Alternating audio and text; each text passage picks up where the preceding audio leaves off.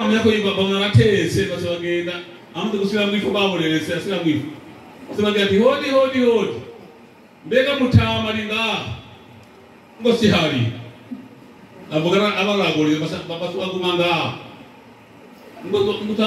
twatumukeneye tukadumurindire nayo funaryo siki ibigori buryo babiriza yani kibyimba bingumira ngaho irabira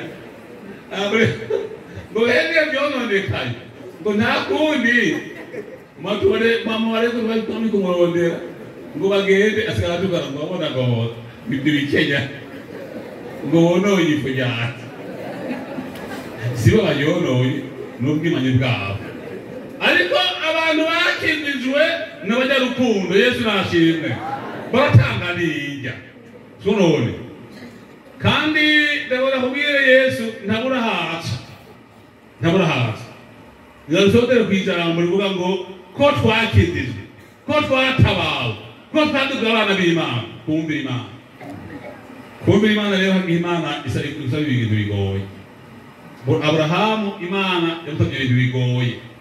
yamusabye umwana kandi yamubyaye ageze mu zabukuru amaze imyaka 100 umugore Sara amaze imyaka 90 haba Imana ngo mwumve kwikimazi ariko kandi Imana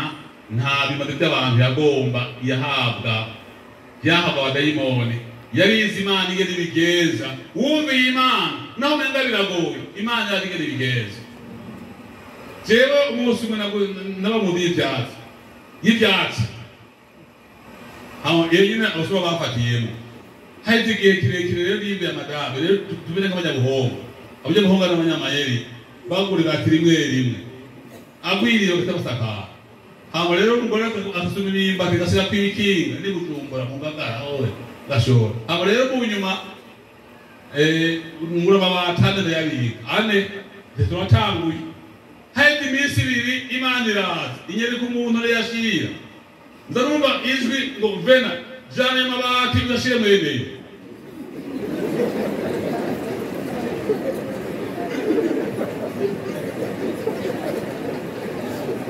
uyashire mwene aho rero ndara Imana nyereka ndi mu kabezi nyereka umuntu wako ariko rutumo ndimo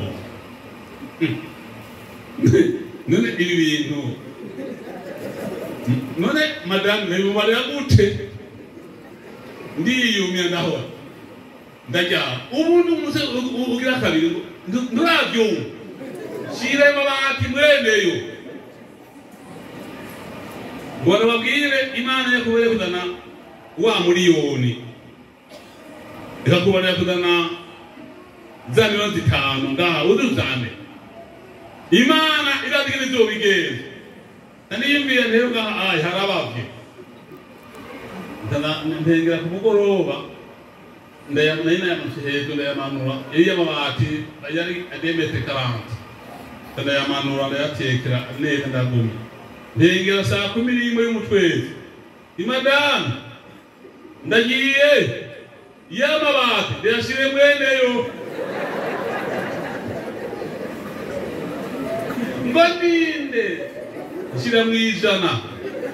niruka ngo ntafata nagenda urira imodoka basamuzi y'intebe niko rutunga haragira urwego ntabwo nabadize manere yahanyereza impapura ni danyereka inzira ndagenda ndashika ahantu nsanga yarubatse inzu mugabo arasakara kuko ndi mufundi ndabibona habuzima batane tangadodo tanabyuko asanga umugabo hagati kwirembo n'amabatane ewe yabe igihumura amore bunyo ndifata mabati yawe mugabo abo yoyo muhaga tumondera kaye mugabo we ntabyabya ntabyibyaye biri sibyigaye biri sibyaye cyurigira kandi we wambariye ukufise ingora ndaniruka nubwo mfata imodoka niyo mbana mu mukabetse ndasanga ruhuka Imana amabati yanjye atuko yatwara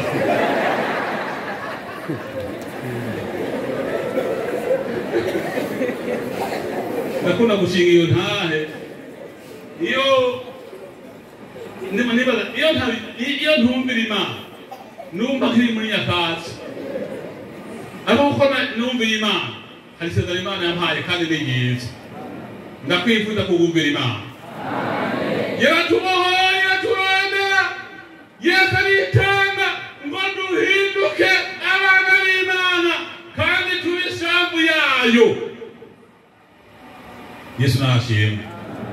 amamunyo rero ikibuga muri ko boro bakandi bako ndo bakadaratwa ngirama nzogira ubuntu ndongere no kwena ubuse muri kumara kubaka. Yesu nashimwe Imana yarangiriye ubuntu pe sinobwira ata mugabo yarampaye na jewe ahomba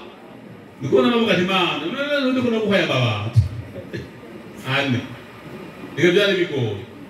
nasiyemba ya madame mwihangane Imana yakoze y'amabati yatwaye ibyo mugabo yasenze cyane kudusumbe pe twasenze turya nawe wasenga yisondesheje none amabati yatwaye ari byagenze neza. Yesu nashimwe byagenze neza kabisa. Nje gituma rero Imana imaze kumfyondera ikamba inzu nziza hasa haza umurozi w'amanyama abazaba bari nantaga pe akagabo kamufiye mugabo kamanyama asumba yimo hoteli ya rumorozi ngo Yesu ngo zengu mu minsi 3 ndo banakwisha nizeve unyisha rero twizera Imana haba hadi biteye ubwoba dukazupfumi tari somuga bakome